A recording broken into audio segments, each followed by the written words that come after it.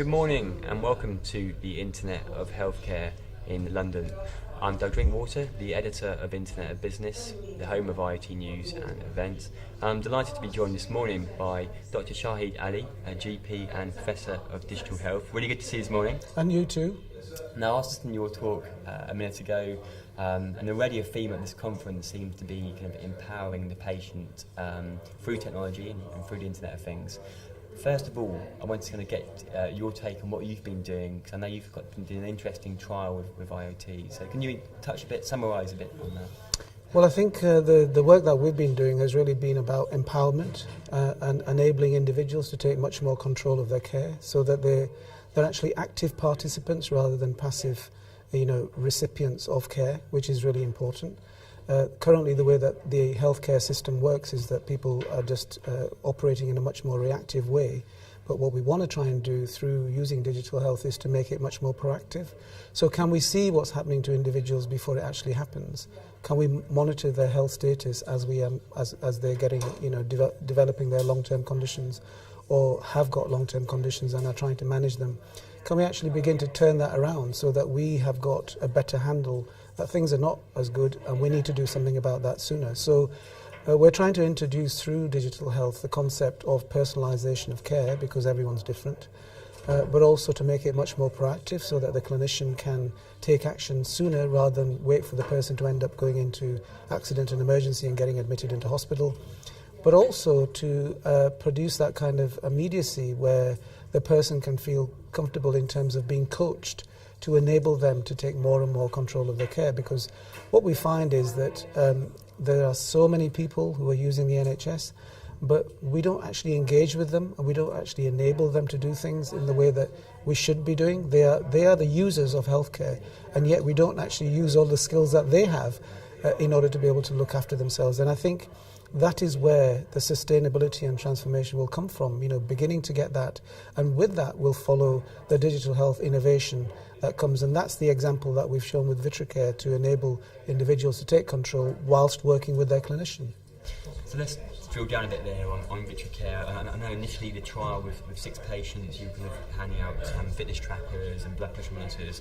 Can you give a bit more detail in terms of how you're enabling that kind of patient empowerment, what technology you're giving them and how that helps you as a GP? Yeah, well, I think one of the things is that if you provide a software as a service where people can actually go onto their smartphones and they can go onto a particular website and they can log in and they see their information, their health information, and then they can add information into there. So if they're deciding to set goals for themselves, action plans, and also choose trackers which are valuable to them, that make sense to them, that they would like to measure, then what you eventually get to is that kind of connection between the clinician and the patient, which is very different from the way it is right now. So because they can do that right now? They can do that right now, so they can basically automatically upload information.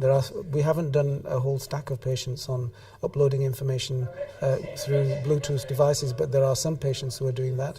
The vast majority of them use their own devices, weighing scales, monitors, fitness monitors, etc., to be able to then subsequently put their data into the Vitracare platform so that the clinician can then see it. And so what that gives you is an example of how patients will begin to work differently, providing that they get the right information, providing that they get the right guidance, and providing that they recognize that the clinician and them are connected together. Because that's a crucial point. If there's no connection and they're simply using an app, then you don't really know what the outcome of that app is. The individual may well know, and it may well be making a difference to them, but how do you then work out what the impact is on the NHS as a whole, or what the impact is on the population in our practice, for example? So linking both of those things together so that you've actually got real-time information coming from the patient directly into the practice, which can be looked at in the form of a dashboard. And then I, as a clinician, can look at that information and say, look, there's a whole series of patients here who are not well controlled. Let's actually target them by sending them a message, getting them to come in. And the rest of them, we can send a message of congratulations to say, look, you're actually doing really well. You don't really need to come to the practice. So there isn't this kind of haphazard, reactive system that's operating right now. There's a much more controlled, proactive way of working with patients, and patients value that because they don't really want to keep coming back to the practice all the time either. Yeah, I was going to ask actually, what benefits have you seen? You mentioned earlier, I think, in your talk about the benefit from a time perspective, not having these patients come in time and time again. What, from the patient's point of view, what's the feedback been like? Well, patients on the whole say three things which are really important, I think. First of all, that they're in control of their health, which I think is a really positive, massively positive statement for patients to make, because I think the vast majority of patients would say that they're not in control of their health.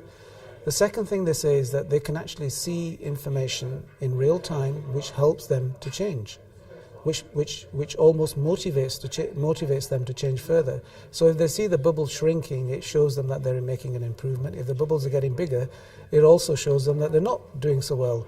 So it gives them an opportunity to do that. The third thing that they say, which I think is really valuable also, is that information can be seen by the doctor as well, and that they can have the conversation with the doctor in a different way to what usually happens. It's not, like I said, the depressing consultations, everything's not right, but it's much more about, well, okay, where do we go next? And how can you as a clinician, with all your skills and experience, help me to achieve what I want to achieve? And that's a different paradigm to the way that we work at the moment. Dr. Shahid, really good to speak with you today. Thank you so much for your time. Thank you very much.